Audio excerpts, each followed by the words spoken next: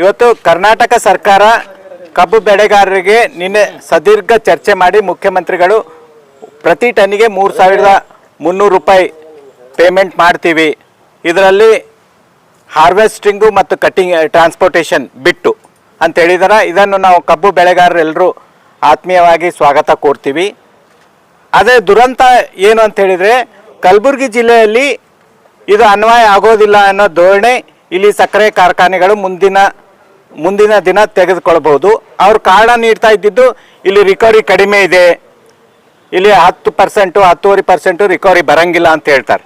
ಇವತ್ತು ನಾನು ಕಬ್ಬು ಬೆಳೆಗಾರರಾಗಿ ನಾನು ಹೇಳ್ತೀನಿ, ಇಡೀ ಕಲಬುರಗಿ ಜಿಲ್ಲೆಯಲ್ಲಿ ಒಂದೇ ಒಂದು ಶುಗರ್ ಫ್ಯಾಕ್ಟ್ರಿ ಇತ್ತು, Aland sugar factory. Aland sugar factory cooperative ಇದ್ದಾಗ ಇಲ್ಲಿ 12.5-13% ರಿಕವರಿ ಬರ್ತಾ ಇತ್ತು.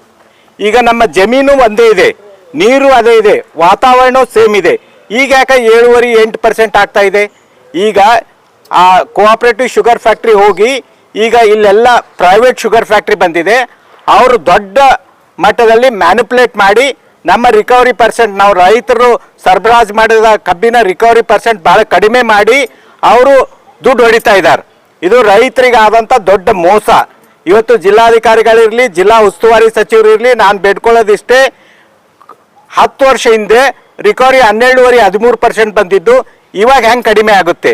ರೈತರಿಗೆ ಮಾಡ್ತಾ ಇರೋ ದೊಡ್ಡ ಮೋಸ. ಯಾಕಂತ ಹೇಳಿದ್ರೆ ಎಲ್ಲ ಕಡೆ ಇವತ್ತು ಪ್ರೈವೇಟ್ ಫ್ಯಾಕ್ಟ್ರಿ ಬಂದಿದೆ, NSL ಬಂದಿದೆ, KCR ಬಂದಿದೆ, ರೇಣುಕಾ ಶುಗರ್ಸ್ ಬಂದಿದೆ, ಮತ್ತು ಯಾದಗಿರಿನಲ್ಲಿ ಒಂದು ಫ್ಯಾಕ್ಟ್ರಿ ಇದೆ. ಎಲ್ಲ ಕಡೆ ಪ್ರೈವೇಟ್ ಫ್ಯಾಕ್ಟ್ರಿ ಇರೋದ್ರಿಂದ ಎಲ್ಲರೂ ಒಂದಾಗಿ ರಿಕವರಿನಲ್ಲಿ ದೊಡ್ಡ ಮೋಸ ವಂಚನೆ ರೈತರಿಗೆ ಮಾಡ್ತಾ ಇದ್ದಾರೆ.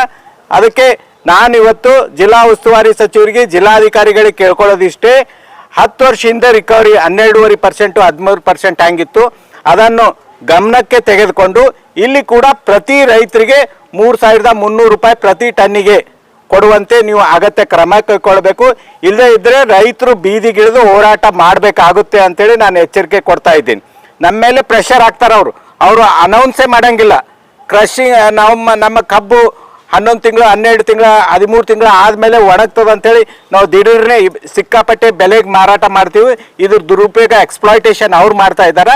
ಅದಕ್ಕೆ ನಾನು ಕೇಳ್ಕೊಳ್ಳೋದಿಷ್ಟೇ, ಜಿಲ್ಲಾ ಉಸ್ತುವಾರಿ ಸಚಿವರಾಗಲಿ, ಜಿಲ್ಲಾಧಿಕಾರಿಗಳಾಗಲಿ ಮಧ್ಯ ಪ್ರವೇಶ ಮಾಡಿ ಈ ರಿಕವರಿ ಬಗ್ಗೆ ಮ್ಯಾನಿಪುಲೇಷನ್ ಮಾಡ್ತಾ ಇದ್ದಾರೆ, ಮತ್ತು ಇನ್ನೊಂದು ಕಾಟ ಹೊಡೆಯೋದು ಮಾಡ್ತಾ ಇದ್ದಾರೆ. ಇವೆರಡರ ಬಗ್ಗೆ ನೀವು ಗಮನ ಹರಿಸಿ ಅಗತ್ಯ ಕ್ರಮ ಕೈಗೊಂಡು ನಮ್ಮ ರೈತರಿಗೆ 3,300 ರೂಪಾಯಿ ಪ್ರತಿ ಟನ್ನಿಗೆ ಕಲಬುರಗಿ ಜಿಲ್ಲೆಯವರಿಗೆ ಸಿಗುವಂತೆ ನೀವು ಅಗತ್ಯ ಕ್ರಮ ಕೈಗೊಳ್ಳಬೇಕು. ಇಲ್ಲದೇ ಇದ್ದರೆ ನಾನು ಶೀಘ್ರದಲ್ಲಿ ಎಲ್ಲ ರೈತರ ಸಭೆ ಕರೆದು ನಾವು ನಿರ್ಧಾರ ಮಾಡಿ ನಾವು ಬೀದಿಗಿಳಿದು ಎಲ್ಲ ಶುಗರ್ ಫ್ಯಾಕ್ಟ್ರಿ ಪ್ರೊಡಕ್ಷನ್ ಸ್ಟಾಪ್ ಮಾಡಿ, ಕಬ್ಬು ಸರಬರಾಜು ಸ್ಟಾಪ್ ಮಾಡಿ ನಾವು ಹೋರಾಟಕ್ಕೆ ಇಳಿಬೇಕಾಗ್ತದ. ಅದಕ್ಕೆ ಅವಕಾಶ ಮಾಡಿ ಕೊಡಬಾರ್ದು ಅಂತೇಳಿ ಈ ಮೂಲಕ ನಾನು ಒತ್ತಾಯ ಮಾಡ್ತಾ ಇದ್ದೀನಿ. ಕಾರ್ಖಾನೆಯವ್ರು ಮಾಡಿಲ್ಲ ಅಂತಂದ್ರೆ ನಾವು ಹೋರಾಟಕ್ಕೆ ಇಳಿನೇ ಬೇಕಾಗ್ತದೆ. ಇದರಲ್ಲಿ ಭಾಳ ಮ್ಯಾನಿಪುಲೇಷನ್ ಇದೆ. ಇದರಲ್ಲಿ ಇನ್ನೊಂದೇನು ಅಂತ ಹೇಳಿದ್ರೆ, ಹಿಡನ್ ಅಜೆಂಡಾ ಏನಿದೆ, ಫ್ಯಾಕ್ಟ್ರಿದವರು ಈ ಎಲ್ಲ ಎಲೆಕ್ಟೆಡ್ ಏನು ಮೆಂಬರ್ಸ್ ಇದ್ದಾರ ಅವರಿಗೆಲ್ಲ ಮ್ಯಾನಿಪುಲೇಟ್ ಮಾಡ್ತಾ ಇದ್ದಾರೆ. ಎಲ್ಲರೂ ಅವ್ರ ಪರವಾಗಿ ಮಾತಾಡ್ತಾರೆ. ಎಲ್ಲ ನಮ್ಮ ಚುನಾಯಿತ ಪ್ರತಿನಿಧಿಗಳು, ಎಲ್ಲ ಸಣ್ಣ ಪುಟ್ಟ ಸಂಘಟನೆಗಳು, ಎಲ್ರಿಗೂ ಅವ್ರು ಬುಕ್ಕಿಂಗ್ ಮಾಡೋದು ಅವ್ರದ್ದೊಂದು ಪ್ರಾಕ್ಟೀಸ್ ಇದೆ. That is their evil practice. ಅದಕ್ಕೆ ಇದಕ್ಕೆ ಯಾರು ಮೋಸ ಹೋಗಬಾರ್ದು. ರೈತರು ನಮಗೆ 3,300 ರೂಪಾಯಿ ಪ್ರತಿ ಟನ್ನಿಗೆ ಕೊಡುವಂತೆ ಅಗತ್ಯ ಕ್ರಮ ಕೈಗೊಳ್ಳಬೇಕು ಅಂತೇಳಿ ಈ ಮೂಲಕ ನಾನು ಬೇಡ್ಕೊಳ್ತಾ ಇದ್ದೀನಿ. ಅಲ್ಲ, ಈಗ 3,300 ಕೊಟ್ಟಿದ್ದು ನಮಗೆಲ್ಲ ಒಪ್ಪಿಗೆ ಇದೆ. ಇದನ್ನೇನೋ ಸಿದ್ದರಾಮಯ್ಯ ಅವರು ಪಾಪ ಬೋಲ್ಡ್ ಆಗಿ ಡಿಸಿಷನ್ ತೊಗೊಂಡಿದ್ದಾರೆ, ಇದು ನಾವು ಸ್ವಾಗತ ಮಾಡ್ತೀವಿ. ಅದು ಕಲಬುರಗಿ ಜಿಲ್ಲೆ ರೈತರಿಗೂ ಸಿಗಬೇಕು. ಇಲ್ಲಿ ನಾನು ನಿನ್ನೆ ಕೆಲವು ಫ್ಯಾಕ್ಟ್ರಿದವ್ರಿಗೆ ಕೇಳಿದ್ರೆ, ಇಲ್ಲ ನಾವು 2,600, 650, 700 ಇಷ್ಟೇ ಕೊಡೋಕ್ಕಾಗ್ತದೆ ಅಂತ ಹೇಳ್ತಾರೆ. ಇಲ್ಲಿ ಚುನಾಯಿತ ಪ್ರತಿನಿಧಿಗಳು ಕೂಡ ಕೂಗು ಹಾಕಲ್ಲ. ಯಾಕಂದ್ರೆ ಅವ್ರಿಗೆ ಎಲೆಕ್ಷನಿಗೆ ಎಲ್ರಿಗೂ ದುಡ್ಡು ಕೊಡ್ತಾರೆ ಪ್ರೈವೇಟ್ ಶುಗರ್ ಫ್ಯಾಕ್ಟ್ರಿದವರು. ಇದರಿಂದ ನಾವು ಹೊರಬರಬೇಕು. ರೈತರಿಗೆ ಮಾಡುವಂಥ ದೊಡ್ಡ ಮೋಸ, ದೊಡ್ಡ ವಂಚನೆ ಇದು. ಮತ್ತೆ ಬೆಳಗಾವಿ ಹೌದು, ಹೋರಾಟ ಬೀದಿಗಿಳಿದು ಎಲ್ಲರೂ ಮಾಡ್ತಾರೆ. ಈಗ ಎಲ್ರಿಗೂ ಹತ್ರ ಉಕ್ಕುತ್ತಾ ಇದೆ. ಬೆಳಗಾವಿ, ಬಾಗಲಕೋಟೆ ಹೋರಾಟ ನೋಡಿ ಎಲ್ರಿಗೂ, ಎಲ್ಲ ರೈತರಿಗೆ ಪ್ರೇರಣೆ ಆಗಿದೆ. ನನಗೆ ಸುಮಾರು 100 ಜನ ಫೋನ್ ಮಾಡಿ ಹೇಳಿದ್ರು, ಸರ್ ನೀವು ಲೀಡ್ ತೋಡ್ರಿ ಅಂದಿದ್ದಕ್ಕೆ ನಾನು ಇವತ್ತು ಮುಂದೆ ಬಂದಿದ್ದೀನಿ.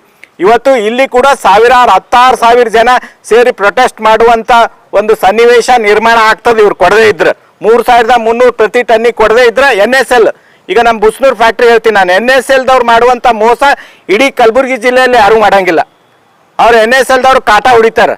ರಿಕವರಿ ಅಲ್ಲಿ 12-13% ರಿಕವರಿ ಇದೆ. ಇವತ್ತು ನಾನು KPR, NSL, ರೇಣುಕಾದವ್ರಿಗೆ ಹೇಳ್ತೀನಿ, ನಿಮ್ಮ factory within radius of 20 kilometre ಒಳಗಡೆ 2 ಲಕ್ಷ ಟನ್ ಕಬ್ಬು ಸಿಗ್ತದೆ. ಟ್ರಾನ್ಸ್ಪೋರ್ಟೇಷನ್ ಕಾಸ್ಟ್ ಎಷ್ಟು ಉಳಿತದ ಅವರಿಗೆ, ಇದೆಲ್ಲ ಅವ್ರು ಲೆಕ್ಕ ಹಾಕಬೇಕು. ಇದೆಲ್ಲ ಲೆಕ್ಕ ಹಾಕಬೇಕು. ಸಣ್ಣ ಪುಟ್ಟ ಹೋರಾಟ ಮಾಡಿದಾಗ ಅವ್ರಿಗೆ ಕರೆಯೋದು, ಏನೋ ಕವರ್ನಾಗ ದುಡ್ಡು ಹಾಕಿ ಇಂಥದ್ದೆಲ್ಲ ಪ್ಯಾಕೇಜಿಗೆ ನಾವು ರೈತರು ಯಾರು ಮಣೆಯಂಗಿಲ್ಲ ಈ ಸರ್ತಿ. ಅದಕ್ಕೆ ನೀವು 3,300 ಕೊಡ್ಬೇಕಂತೇಳಿ ಕೇಳ್ಕೊತೀನಿ. ಇದು ಕಲಬುರಗಿ ಜಿಲ್ಲೆಯಲ್ಲಿ ಈಗ ಉಳಿದಿದ್ದೇ ಕಬ್ಬು ಬೆಳೆಗಾರರು ಮಾತ್ರ ಉಳಿದಿದ್ದಾರೆ. ಬಾಕಿ ಕ್ರಾಪ್ ತೊಗರಿ ಹೋಗಿದೆ, ಎಲ್ಲ ಹೋಗಿದೆ. ಈಗ ನಾವೇನೋ ಬದುಕ್ತಾ ಇದ್ದಿದ್ದು, ಒಕ್ಕಲ್ತನ ಮಾಡ್ತಾ ಇದ್ದಿದ್ದು ಕಬ್ಬಿನ ಮೇಲೆ. ಅದಕ್ಕೆ ಇಲ್ಲಿ ಲಕ್ಷಾನುಗಟ್ಟಲೆ ಜನ ಇದ್ದಾರ, ಅದ್ರ ಮೇಲೆ ಬದುಕು ಕಟ್ಕೊಡ್ತಾ ಇದ್ದಾರ. ಇದು ನಿಖರವಾಗಿ ಎಷ್ಟು ಜನ ಕಬ್ಬು ಬೆಳೆಗಾರ ಅಂತ ಮಾಹಿತಿ ನಾನು ಈ ಸಂದರ್ಭದಲ್ಲಿ ಕೊಡೋಕ್ಕಾಗಂಗಿಲ್ಲ.